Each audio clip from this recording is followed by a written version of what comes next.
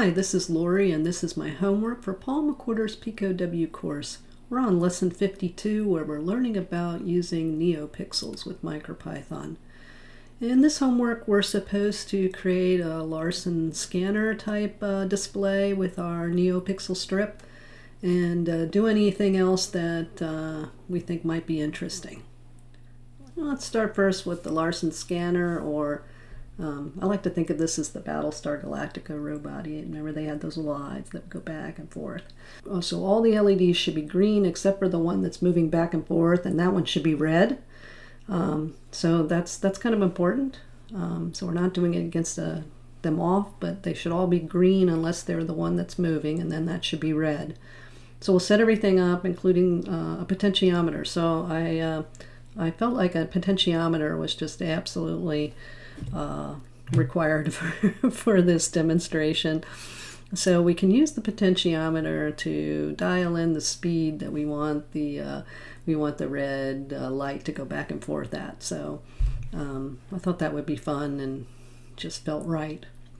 All right, so next I put together a color dictionary, and I just did various brightnesses of the red and green because I found in different environments I wanted different brightnesses, and I was wondering how it was going to work out when I go to film it. So I have a bunch of different brightnesses to choose from. Then we're going to set up the math and the delay time. So the slowest the delay we'll have is 0.2 seconds, and the fastest is 0.01. I think 0.01 is pretty hard to see, so probably be pretty hard to film as well.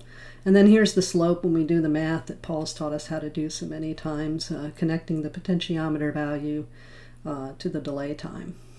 And we get down into the meat of the program here, you'll see that the delay time is connected here to the potentiometer using that slope.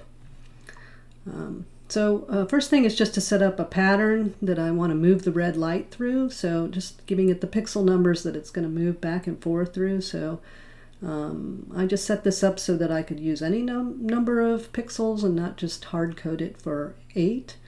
And so this little bit of code here works to set up a list that looks like this. Then we'll read the potentiometer, set the delay time. We'll print that stuff to the screen, the value and the delay time, just for to look at. And then here's where we'll loop through the pattern list. And you'll see first thing we'll do is we'll fill the whole string with the green, and then we'll take that individual pixel and set it to the red color. We'll write that, come back around and keep going through this list because it'll all be in this while true loop here.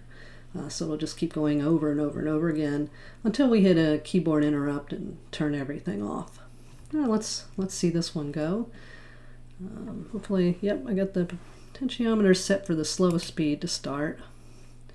I'm going to check the monitor, make sure we can actually see that. So it's moving pretty slowly. Let's adjust it some. And I'm going to look down. You can see in the shell it changing. So there we are at a delay time of 0.1. It looks pretty good. It looks a lot better in person than it does on the screen, of course. Let's get it going a little faster. So there we are at 0.05. That's pretty fast. I think that's a nice speed. But let's max it a little bit more. 0.03. I think that's kind of the most you're going to see on the screen. You can still see that. If I go ahead and turn it all the way, you can just see it flickering. I mean, it is moving back and forth, but it's just flickering. So that's what I did for the Larson scanner. Like I said, a little bit slower is I think the preferred setting, but it's fun to dial in different speeds and watch it go. All right, well, that's the first program, and I did a couple others. This is the second program I put together, and in this program I wanted to be able to move the kind of current state of the pixel string kind of to the left or to the right, and I wanted whatever was on the ends to kind of loop back around and come to the other end. And I've seen that kind of functionality in other NeoPixel libraries that I've used, and I didn't see that the basic one that's built into MicroPython has much functionality, so I kind of took it as a little bit of a challenge to try to write that for myself. we'll use the potentiometer in this also to control the delay time, so how fast they move back and forth, depending on which direction we're going. And I set up a color dictionary with some colors to use. And then here's the two functions I put together to move to the right or to move to the left. And in each function, you'll give it the pixel string object that you've created, how long the string is, and how many steps you want to take to the right or to the left. And as I was thinking about this and programming it, I decided to preserve the current colors. And so when you call the string, this has a value of the RGB tuple. So by putting it here, I'm appending it together and creating a list of the current colors with the RGB codes in it. And then to get the new colors, we'll just take the old colors and kind of slice it in the right spot so that we put the colors in the correct place. It takes a little bit of thinking to see that this code will work, so I did some pen and paper to make sure that I understood how this worked and got it going. So if you want to think about this, it's good to use some pen and paper here. And then once we get that, then we'll just light the strings with the current colors. And that'll get that done. And the left works the same, except for how we split it up. We use the positive step to do that one. Make it kind of go in reverse, I guess. So to test it out, we'll start off with some colors on our string, orange, magenta, and yellow. We use the potentiometer to set the delay time. We'll print that to the screen as we've been doing before. And then in this one, you can see I have both move right, move left set up, but we'll do move to the left by ones, and we'll sleep the delay time. So it should just kind of keep going along like it's going around, well, to the left, I guess. Let's make sure I got my potentiometer to the slowest speed first. And let's go ahead and run it. There we go. Let's check and make sure yep, looks like it's filming okay. So they're moving across pretty slowly. And I'm going to speed it up. Let's take it to 0.1. There we go. That's moving across pretty good. And let's let it go a little faster. 0.05, say. Yeah, that's cooking along. Yeah, so that's kind of fun. Let you have that kind of marching pattern across. All right, let's go to the last program. For my last program, I wanted to create kind of a fading in and out sort of wave. Sort of the brightest color moves in and comes back around. There's all different kinds of patterns you could do for that, and so this is what I tried to put together. And all set up the same, and in this case, the user can pick to do this in red, green, or blue, and I have the different intensities that I'll need to create this sort of wave.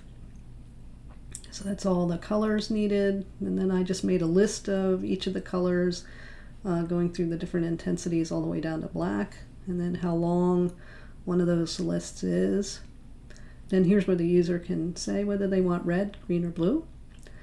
We use the potentiometer to kind of control the speed of the wave, and if it's any of the particular colors, here's how we light the strings. We'll just use a little modulo math to make it go through the list in different places, and this is where you could probably create all kinds of interesting patterns depending on how you set up this math to light the strings. And it'll just keep going around and around in this for loop with the while true loop. The green and red, they're all the same. Write the string and set the delay time. So a little hard to describe, so probably a little easier to see how it looks. So let's go ahead and run it. Just make sure I have my potentiometer set to slow to start. Go ahead and run it, and we have to put in a color, so we'll try blue. And there, I think you can kind of see it's kind of coming, the brightest color is kind of coming together, coming back, coming together. So that's the idea. But I think you could you could have it go out, you could have it loop the whole thing. You can do all kinds of different patterns. And then if we adjust the speed here, I'll just make it move a little faster. And maybe a little bit more fast. There we go. That's pretty fast. So that's a lot of fun. There's just so much you can do with these. The patterns you can set up, and you could add colors and all kinds of things.